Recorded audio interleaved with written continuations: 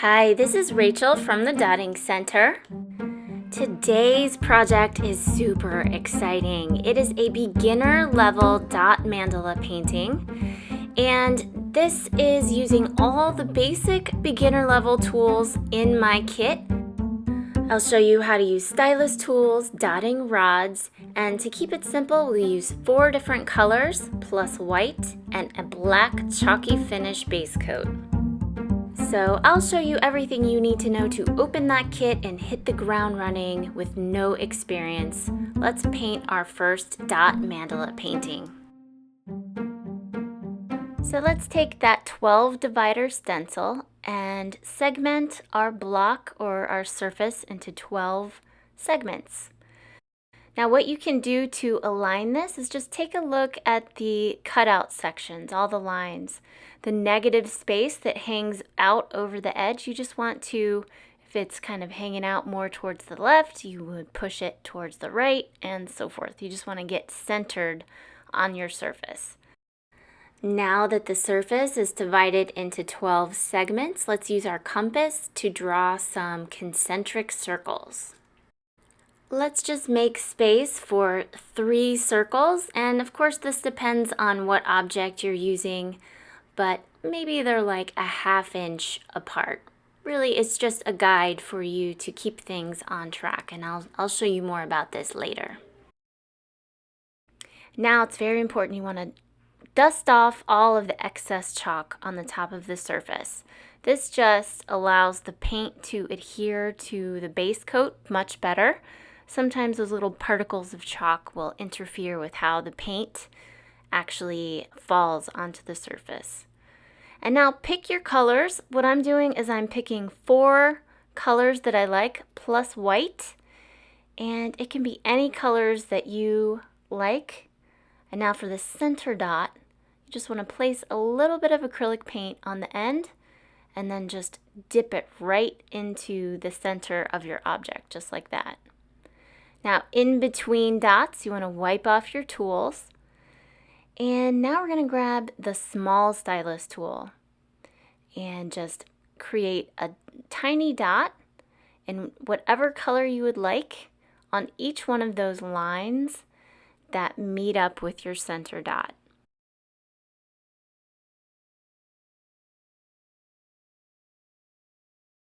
Now taking that same tool, just create a dot in between the dots that you just made. So it'll be in between the 2 lines on each of those segments. So you'll end up having dots surrounding the entire center dot. And now with the other end of that stylus tool, the larger stylus end, we're going to pick a different color and then create a dot that's a little bit larger and in between the previous 2 dots. Okay, so now we're done with that row, and this is the benefit of having a stencil. So right now we're going to break away from the previous 2 rows, and using our smallest clear rod, we're going to make a dot on every other line, and this is independent of what was going on with those 2 previous rows. So you can make those dots any size you'd like, but we're using the smallest clear rod, and now we're going to switch up with a different color on every other line. So now what we're going to do is find a stylus tool that fits 2 dots in between each of those dots. Now you might find that your stylus tool is a different size than what I'm using. It's basically whatever you can fit in the spaces that are left after your dots are applied.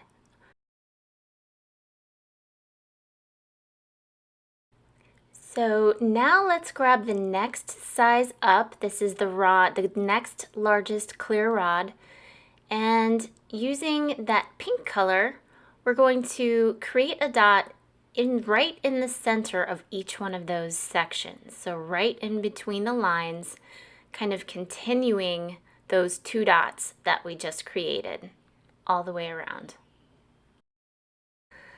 And now grab your green stylus tool. This is the largest tool in the set. And with the larger end, create 4 dots stemming from each one of those light blue dots, creating like a star shape. And just extend that line out. You just want to go right directly over that line and create 4 dots. Kristen Uhrig calls this walking the dots. That's where you make your first dot and it's the largest, and then as you draw the dots out, those dots get smaller as they are applied. And then use your other color to do the same thing. 4 dots on each line all the way out. Now let's add 1 dot of pink so that it just touches that outside edge of that circle all the way around. And you can see there's still spaces left on either side, so we're just going to add a different color on either side in a smaller dot, whatever fits.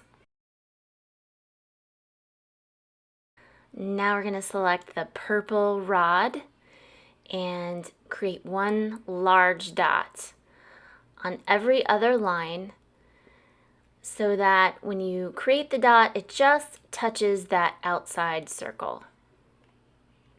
And then we'll do the same thing using the purple rod with that cornflower blue. And we'll just complete that circle. Really what we're doing here is we're just using the stencil as a grid, kind of the bones of the mandala. And then we're filling in all of the spaces with dots that will fit. Now let's grab a stylus tool, one of the smaller ones. I'm using the pink one here. And we're going to create a border around each one of those large dots. And the way to do that is you want to start at the bottom center of each one of the dots. Load up your tool with paint and then create dots all the way around until they meet at the very top of that dot. And it just creates a nice border all the way around. And here it is up close. You just kind of, you touch your tool to the surface, it applies just a little bit of paint. And then as the paint is used up on the object, the dots get smaller as the paint is lessened on the tip.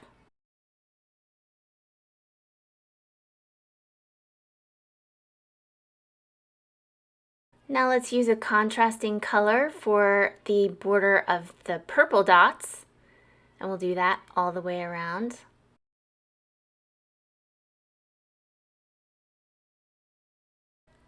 So now I want to fit my tool to the space that is left in between those dots, and I see that this clear tool, this is the largest size, it fits beautifully right in that blank space. So that's where I apply a pink dot. And really that is the goal. So what you're doing here is you're dotting for the grid stencil, right? You can use whatever size dot, whatever color you'd like. And then as you extend out from the center, you fill in the spaces that are left behind. So this is the medium size clear rod. And this fits beautifully right underneath that pink dot that we just made. And you want to pay attention to the circle that you made just to make sure that each dot falls on that circle in the same way that the previous dot did.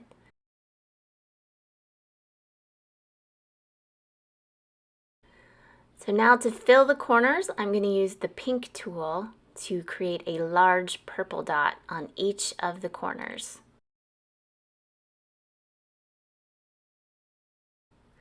So now we're starting to finish the initial first layer of dots on our object.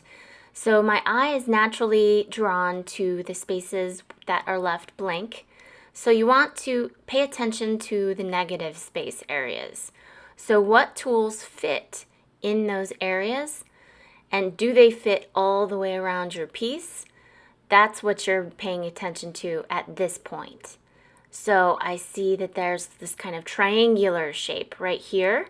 That is perfect for walking the dots because you have a large space that then goes down into a smaller space, which is really perfect for stylus tools. They can handle that kind of a space beautifully.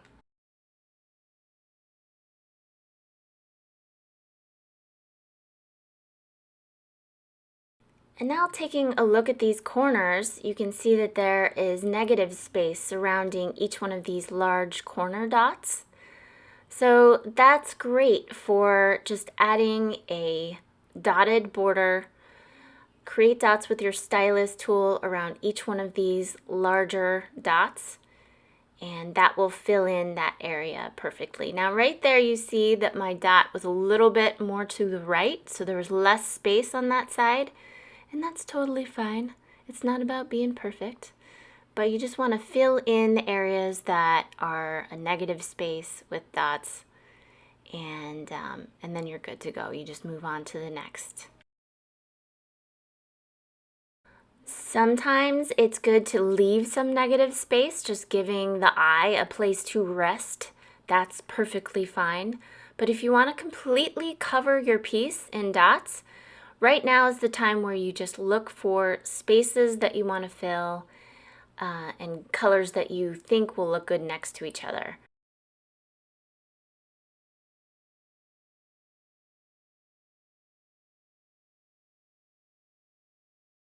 Now, if you are new to acrylic paints, you'll find that they dry out very quickly.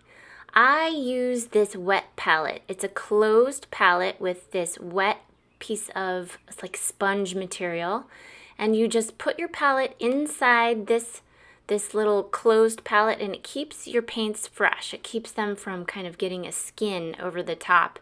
They dry really, really quickly, so that's a way to keep them fresh. I know some people will spray their paints with water, and that also keeps the acrylics from drying out. Either way, that's a very handy thing to have. Okay, now we added white to each one of our colors, and this is going to create a tint of each of those colors. And we're going to do top dots in smaller sizes over the top of our base coat of dots. So you see here I'm adding lavender in a smaller stylus tool on those purple dots extending out.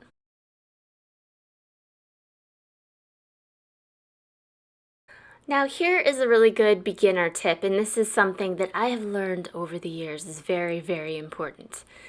If you can slow down and let your painting dry, like say after every 15 minutes of dotting, just let your paints dry all the way.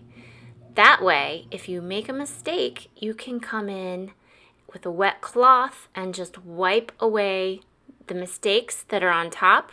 Just wipe them off and start over. So the flip side of that is if you're painting and you have like an hour of solid painting and all your paints are still wet, but you misjudge the size of a tool and your dot's too big or whatever happens, the color isn't right. If all your paint is wet and you have to remove a bunch of paint and everything is wet, you then lose all of that work that you've just put in. So it's always good to just let your painting take a break, let it breathe, dry completely, and then oftentimes when you approach your painting again after being away, you'll see things that you maybe didn't see before. A lot of the frustration with painting I've found is just in how you approach your mistakes. How to correct mistakes is huge.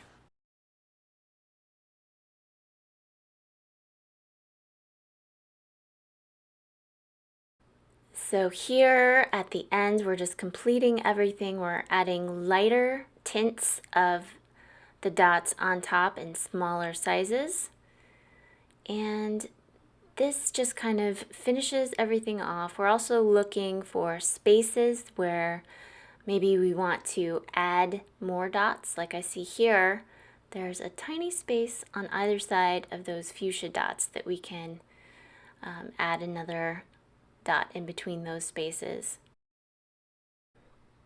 Now, one of the ways that you can remove a mess up dot is with a flat silicone tool. I use these all the time.